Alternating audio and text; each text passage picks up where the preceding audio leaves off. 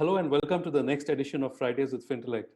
My guest today is Ian Pemberton, who is currently with the Financial Crimes Unit at Interpol, based in France. Ian is an experienced investigator who has worked extensively in the financial and fraud investigative industry. He has specific experience in the area of money laundering with an MA focused on criminology from the Technological University in Dublin, where his thesis research was on the subject of money laundering. Ian, delighted to have you here with us today. And at the outset, could you tell our listeners a little bit about yourself and your experience in combating financial crime so far? Sure, thank you. And it's a pleasure to be speaking with you here today. As you said, my name is Ian Pemberton. I am a seconded police officer from Ireland's National Police Force. And I'm working here with the Financial Crimes Unit in Interpol, headquarters in Lyon in France. But prior to that, just to give you a little bit of history into who I am, as I said, I'm a police officer. I have been working with the Irish police for over 20 years. And the last 12 of which have been in the areas of money laundering. I worked with Ireland's Criminal Assets Bureau, where we targeted criminals' assets that have derived from the proceeds of crime. Moving on, then I went into the National Drugs and Organised Crime, where we set up a money laundering investigations unit, where the predicate offence was organised crime-related offences. And that unit has been actually quite successfully, both nationally and with international investigations. And just of this year, in February of this year, just before the pandemic had really started, I commenced here in the Financial Crimes Unit. And I have to say, we really hit the ground running here because it's been so busy ever since. But I'm happy to talk a little bit more about that with you later on. Excellent. Thanks so much, Ian, for that and for again being here with us today. So moving straight on to the pandemic, which is we can't have a discussion without mentioning the pandemic today. So it seems to have led to a surge in fraud and cyber crimes. That's, I would say, one of the other negative things about the pandemic. So what are the major challenges that you're facing, or that policing agencies are facing at this time? Sure. Well, before maybe I talk about the major challenges, maybe if I just give you maybe a brief synopsis in terms of the trends and methodologies over the last couple of months. So I suppose at the commencement of the pandemic, and while the entire world was coming to grips with the unfortunate health crisis that was unfolding, criminals, organized crime gangs, and online fraudsters became extremely active, as we know. And as the sense of moral panic set into society with regards to the pandemic, and governments, hospitals, private companies and individuals scrambled for PPE equipment such as face masks, hand sanitizers, hospital ventilators, criminals took pre-existing fraud methods and they adapted them to the current situation. So in effect, what the online criminal gangs were doing was preying on the vulnerability within our society in order to make a profit. So what we saw from the very beginning was we saw an abundance of advanced payment frauds, which used fake and cloned websites purporting to sell the desired PPE equipment. And the promise to deliver that equipment then was obviously unbroken or non-existent. And when the victim attempted to phone these companies, the phone lines were dead and the websites have been taken down. So in addition to that, we saw similar scams with regards to the typical BEC, business email compromise frauds. And we would ask people, I suppose this is a great platform, I suppose, to advertise this, but we would always ask people to seek clarification from your clients when you receive an email from them which notifies you of a change of a financial institution or bank account. We saw an increase in phishing scams, which is scams by telephone, and we saw an increase in smishing scams, which is scams by text messages. And these scams basically trick people into disclosing personal information about themselves, including financial information and credit card details. So moving to the major investigative obstacles that we've seen. The major investigative obstacles for us would be establishing lines of communication between our law enforcement members and our financial institutions. As you know, with frauds like business email compromise and advanced payment frauds, time is of the essence. So creating awareness within the victims in terms of how to deal with a fraud, how to recognize a fraud, and what to do when you fall victim to a fraud is something that we try to advertise. In addition, we do the same with our law enforcement partners and our private partners, because we see that as being a problem in terms of having a speedy response to online fraud. Dedicated phone lines is something that we find problematic, that some financial institutions don't have dedicated phone lines for customers when looking to report a fraud. And more importantly as well is, or just as important, is a separate dedicated fraud phone line for law enforcement agencies. So what this does is this will allow our law enforcement agencies to have direct and immediate communication channels with various financial institutions in urgent circumstances such as BC fraud and advanced payment frauds, where money is going to move quickly from one account to another. We need to have good communication channels and good relationships if we want to try and eradicate money laundering and financial crime, where the financial sector is being used as a conduit to launder some of the proceeds of that crime. So good communication channels are really, really important. And unfortunately, that has been a bit of an obstacle for us in terms of trying to prevent and detect financial crime. But what we need to do as well is, and I mentioned it already, in terms of creating awareness with potential victims with regards to telltale signs and how to recognize a fraud. And what we have done here in Interpol is, on our public website, we have advertised what we call our Take Action campaign. And we've advertised that in two ways. So we've advertised that on our public website for members of the public to look at the various steps that we recommend to take if you fall victim to a fraud. But we've also advertised that to our law enforcement agencies via our national central bureaus, so that law enforcement agencies are aware of the steps to take. And we advertise the steps to take when conducting, I suppose, financial investigations that span numerous jurisdictions. And what we tell victims of crime is that the first port of call for them should be to the financial institution, not to law enforcement, and to contact the financial institutions and urge your financial institution to conduct a swift recall. And the next port of call after that then is what we would recommend is then to law enforcement. And if it's a case that we need to contact other jurisdictions, the local law enforcement will contact the Interpol National Central Bureaus, who will contact the relevant national central bureaus in whatever jurisdiction we need to focus on. And by virtue of doing that, they will contact the Interpol Financial Crime Unit here in Lyon, who can assist with case coordination. So they're basically the main obstacles that we're seeing at the moment. Yes, I think very, very well articulated, and I think that's going to be very useful for all our listeners, whether they're banks or it's the general public. So moving on to a different area, Ian. Among emerging typologies, something called professional money laundering is being increasingly highlighted as an area of concern. Even FATF brought out a report on that, I think about a couple of years back. So are there any recent trends around this area that you can share with our listeners from banks? Yeah, sure, actually, and I've read the FATF report on that, which I think was published in 2018. But I suppose in terms of the anti-money laundering trends, I briefly touched on that in the last question. But the most prominent trends, albeit they're not professional money laundering trends, the most prominent trends are money being laundered as a result of BC frauds and advanced payment frauds through the financial institutions.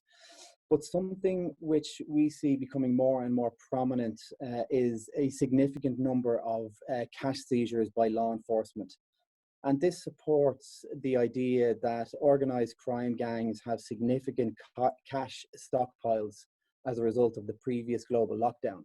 And we're still even receiving, as recent as last week, notifications from our member countries with regards to significant cash stockpiling.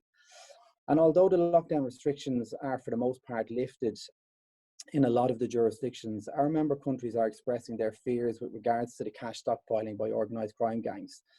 And their fears are that they fear that we're going to see risky cash smuggling by organized crime gangs as the borders are opening, and riskier possibly due to the fear of a second further lockdown that I suppose which is, I suppose, uncertain in some jurisdictions, and organized crime gangs preying on vulnerable people and vulnerable businesses to use their accounts.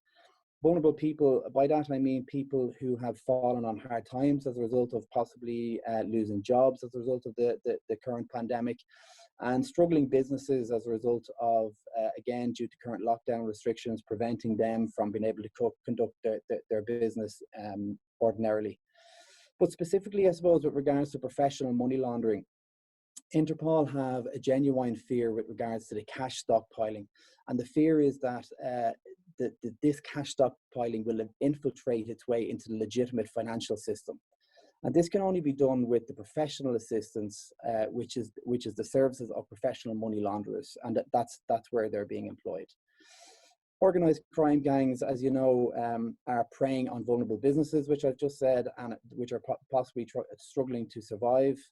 And organized crime gangs are, we're receiving reports from member countries with regards to the investment in tourist hotspots,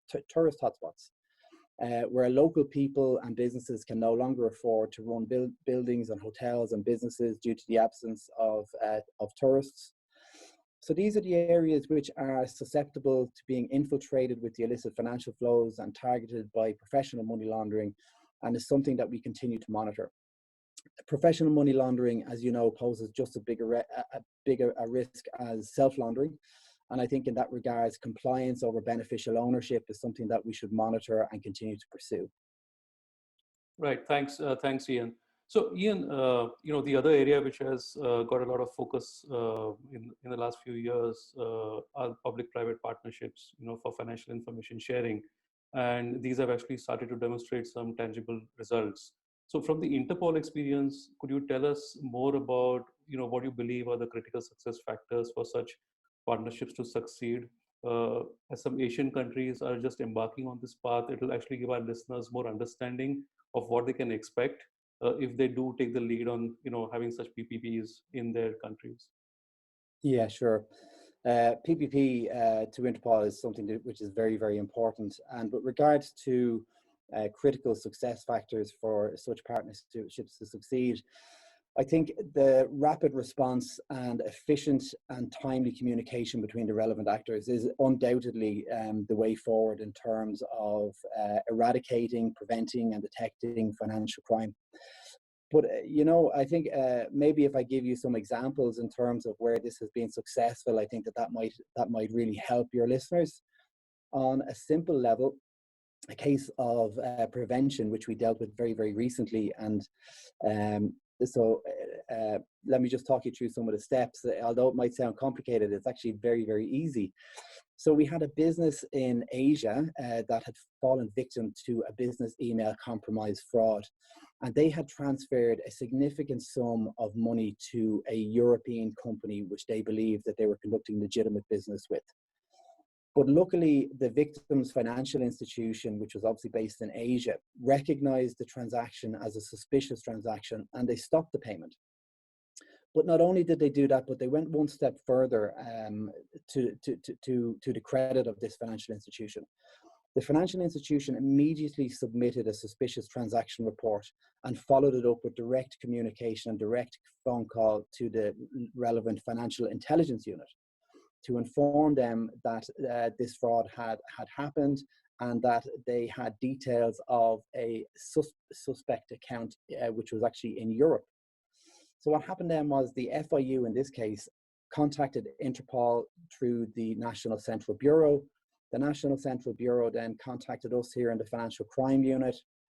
The Financial Crime Unit then in turn were able to contact the FIU in the suspect account in the suspect country, and the FIU in that country contacted the bank and the account was frozen. So although the chain of events that happened there sounds like it's very complicated, but it's literally just one financial institution communicated with an FIU who contacted the NCB, who contacted the Financial Crime Unit here, and then we had the same then on the other side. So we had us contacting the local NCB, who contacted the FIU, who contacted the bank. But this just goes to show where you have the relevant actors, the most important and the most prominent actors within the financial crime prevention and detection industry, where we're all communicating together. And even though that it might seem like it's a lengthy process, it's actually done very, very quickly via email and follow-up phone calls. But the interesting thing about this particular case was that it actually didn't end there. What happened after that was that the suspect's bank contacted the financial intelligence unit the next day to alert them that the illicit financial flows from a completely different BEC fraud was attempting to be lodged into that account again.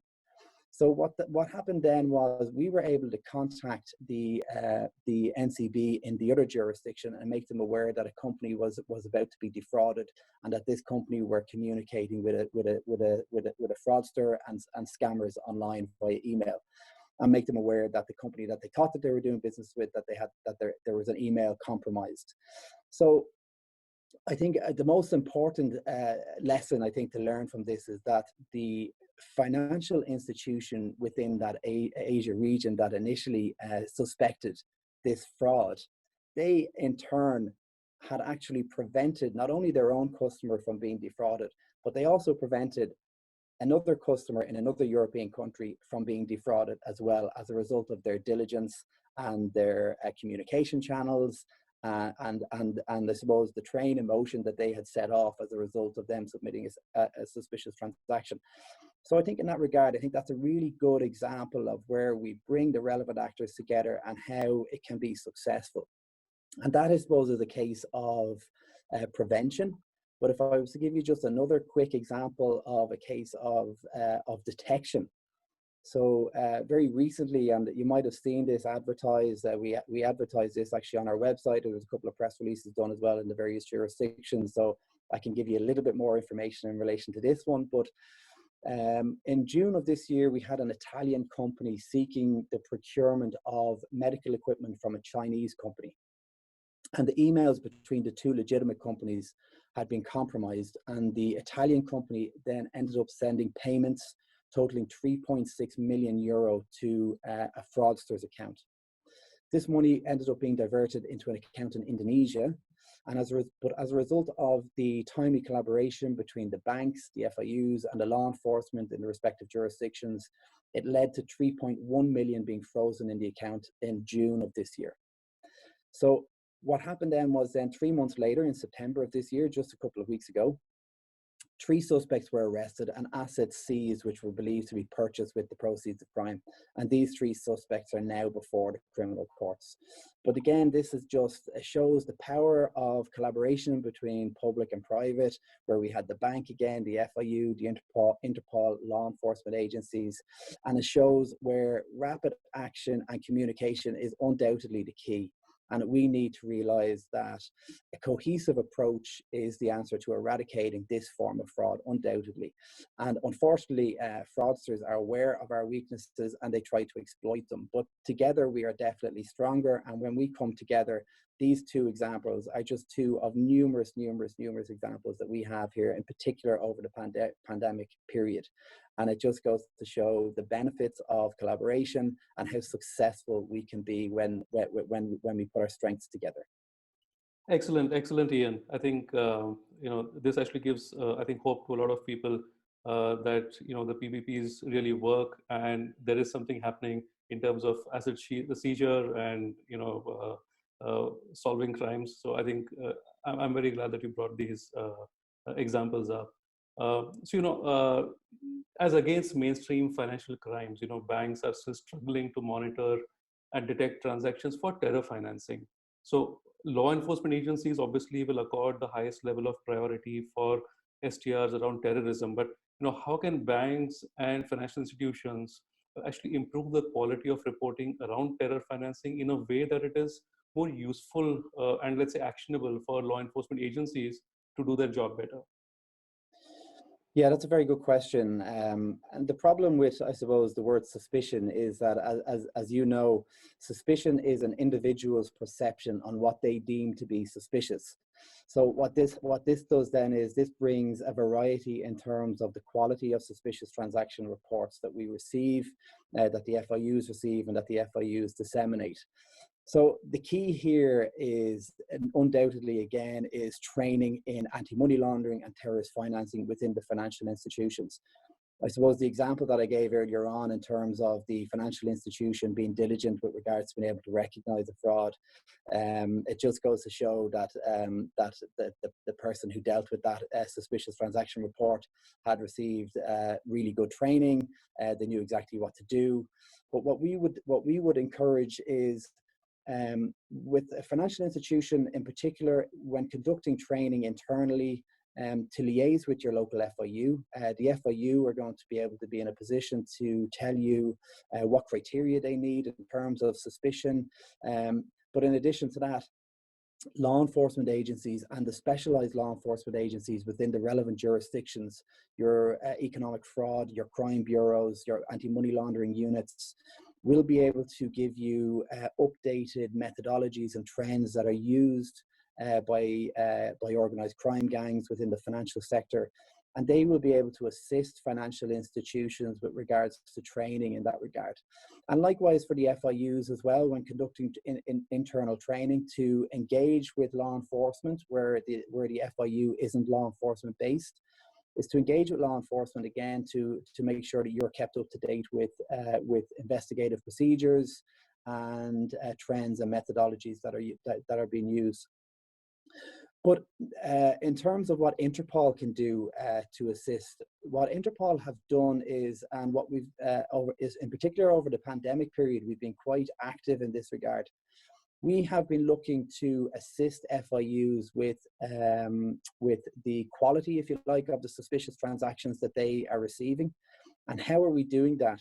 So what we're doing is we're looking to offer the FIUs connectivity to Interpol's databases. So we have an initiative here within the financial crime unit called FIU Connectivity. And this is something which I firmly believe is going to add massive benefit and quality to the standard of suspicious transactions that are being disseminated by FIUs for investigation. And what it does is we offer the FIUs via the National Central Bureau in their jurisdictions access to our nominal database. So just to give you a quick, very brief insight into what that means, the nominal database means that an FIU will be able to check a person's name against Interpol notices.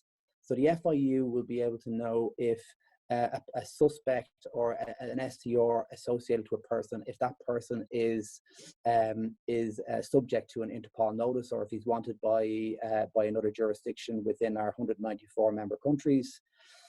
Also, what we give as well, which is probably the most beneficial aspect of the FIU connectivity, is access to our what we call our SLTD database. The SLTD database is the stolen and lost travel documents. So we, as you know, when opening a financial account within the financial institutions, you need to be the banks collect their KYC, and in doing that, they take details of passports and travel documents. So at the moment, Interpol have approximately 86.5 million records on our database with regards to stolen and lost travel documents and passports. So we've been rolling this out to financial institutions, and we've had massive success with regards to substantiating STRs as a result of giving them that access. Something else that we've been bringing out on a pilot scheme, again during the pandemic period, is what we call an initiative called I Check It for the financial sector. And what that is, it's basically the same initiative for the FIUs that we give to the financial sector. So that we offer the financial sector, again, access to our SLTD database and our nominal database. But we've rolled this out, as I said, on a pilot scheme during the pandemic period to one particular bank, which I won't name, in a particular jurisdiction within Europe. But due to the massive success and the amount of hits that bank has had over the last couple of months, we are confident, and we're happy to say that we are expecting to be able to roll this out to all financial sectors at some stage next year.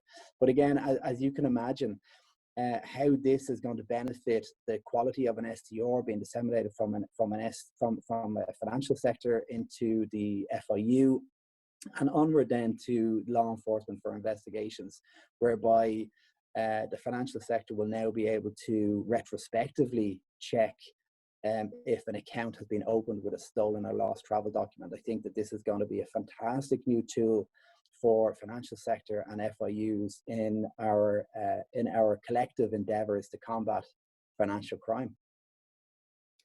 Excellent, very, very interesting, Ian, and a lot of this is new to me as well. So very fascinating to hear about all of this. And I wish you all the very best in your endeavors in fighting crime. Thank you so much for your service in fighting financial crime as well. And it was great having you on today. Great, thank you very much. It was a real pleasure talking to you today. Thanks, Ian.